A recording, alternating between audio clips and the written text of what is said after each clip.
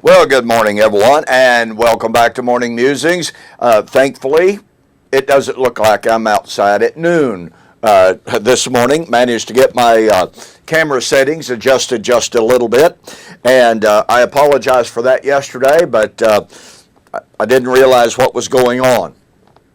My name is Don K. Preston. I am the president of Preterist Research Institute of Ardmore, Oklahoma, and this is what I call my morning musings. We're looking at Jesus' statement in Matthew chapter 24 and verse 14. This gospel of the kingdom will be preached in all the world as a witness to the nations, then comes the end. That was given as a sign of his coming parousia. The commission, the Great Commission, and its completion is obviously a sign of the end of the age. That's what the disciples asked about.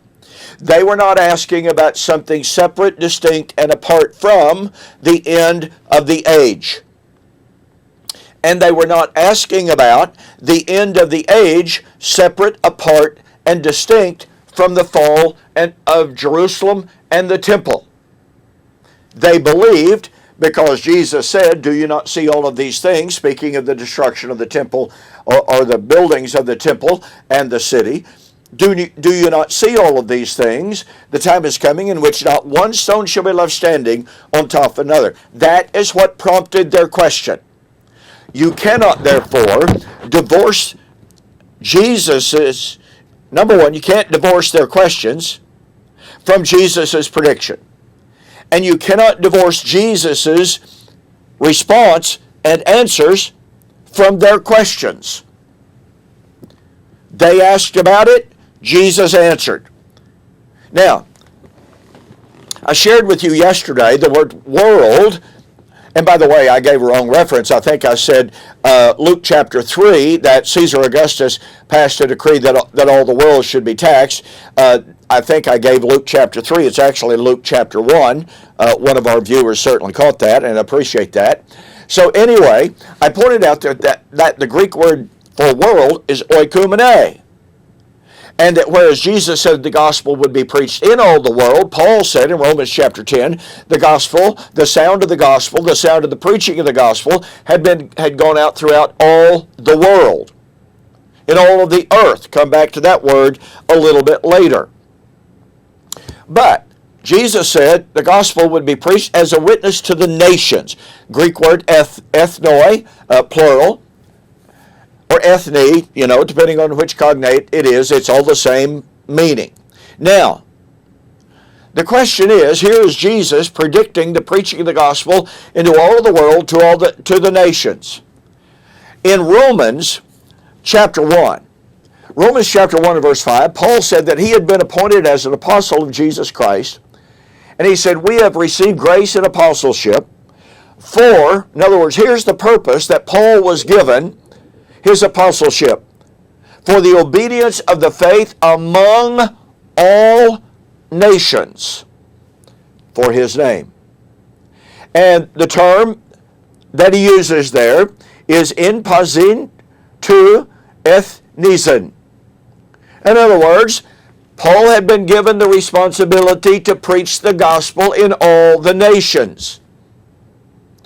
Now, I have had people tell me, well, Paul didn't go to South America, and he didn't go to Russia, and he didn't go to Lower Slobovia. Well, that's right, but he went to the known Roman world. And now notice what he says in verse 8. He said, first of all, I want to say this, to paraphrase, I thank my God through Jesus Christ for you all, that your faith, now was the faith of the Roman Christians an objective, substantive, real, or reality? Of course it was. And he says, I thank my God for your faith because it is spoken of throughout the whole world. Holo, to, cosmos. Now, he uses a word here, cosmos, that we'll come back to and we'll cover later. But I want you to see that Paul says emphatically and specifically pardon me, goodness, my voice is still tired from the weekend. But Paul said he had received the apostleship to preach the gospel among all nations. In Romans chapter 16, 25 and 26, and by the way, Paul is using an inclusio here. He begins by saying that he had received apostleship to preach among all nations. In all nations, he closes his book, which by talking about the preaching of the gospel to all of the nations. Now, in ancient literature, that means that everything between Paul's comment about receiving the apostleship for the preaching of the gospel, the obedience of the gospel among all nations, and his final discussion of all the nations, everything in between is related to that particular subject. And that's what's important in Paul's mind. Well, in Romans 16, 25 and 26, Paul says, "Now according to him who is able to establish you, according to my gospel and the preaching of Jesus Christ," now watch this, "according to the revelation of the mystery of God, which is kept secret since the world began, but now, secret then, revealed now, but now is made manifest, and by the scriptures of the prophets."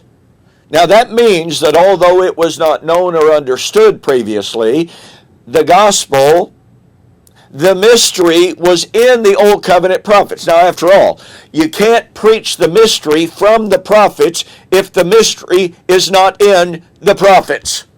It's that simple. Well, anyway. "But now it is made manifest by the scriptures of the prophets, according to the commandment of the everlasting God." Now watch this. "Made known to all nations for obedience of faith." Paul said, what he said in Romans 1:5, "I've been given the apostleship for the preaching of the gospel, for the obedience of the gospel among all nations." Romans chapter 16, Paul said the gospel has been made known, to all the nations for obedience. Folks, really, it doesn't get any clearer than that. Here is Jesus talking about the preaching of the gospel into all of the nations. Paul said that he, as the apostle, was given the commission to preach the gospel among all the nations. And in Romans chapter 16, he said the gospel had been preached among all the nations. And as I have suggested already, Jesus said the preaching of the gospel into all the world was to be a sign of the impending end. This gospel of the kingdom would be preached in all the world as a witness to the nations. Then comes the end, and Paul, and we will develop this more, in Romans 16 says the gospel has been preached among all the nations, and Paul stated and states in Romans that the end was near. Again, it doesn't get any closer to definitive than that. It doesn't get any more powerful than that. And by the way, I developed this in my book. Don't forget the July 2-book special. If you bought Into All the World Then Comes the End and The Elements Shall Melt with Fervent Heat, by the way, I touch on this in this book as well. I discuss it in this book. If you purchase them separately, paid separate shipping, it would be almost it'd be right at $41. For the month of July, both books, postpaid, total price, $30. By the way, thanks to all those who have already ordered the 2-book special. Go to my website, donkpreston.com, bibleprophecy.com, and right at the top of the page, there will be a banner. All you got to do is click on it, follow the information, and you can order. Now, again, I can't make this offer to overseas purchasers. However, if you're interested in a Kindle version of both books, they're on Amazon. Or if you want a PDF at a greatly reduced price, even over the $30, then contact me. Have to meet certain conditions, but at a greatly reduced price. So take advantage of the July 2019 2-book special and save yourself over $10.